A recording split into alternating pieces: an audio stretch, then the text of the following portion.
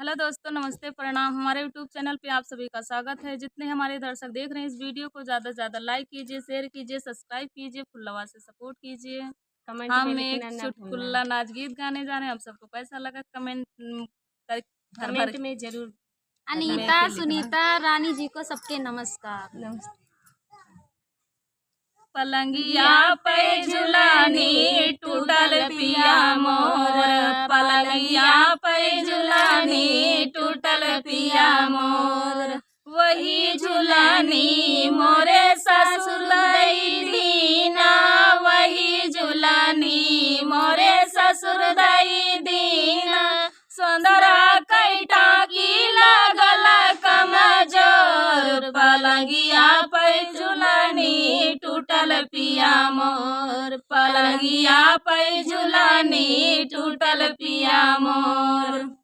वही झुलानी मोरे जेठ दई दीना, वही झुलानी मोरे जेठ दई दीना।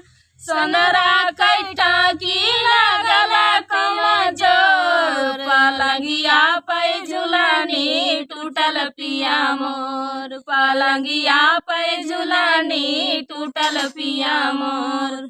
वही झुलानी मोरे देवर दई दीना, वही झुलानी मोरे देवर दई दीना।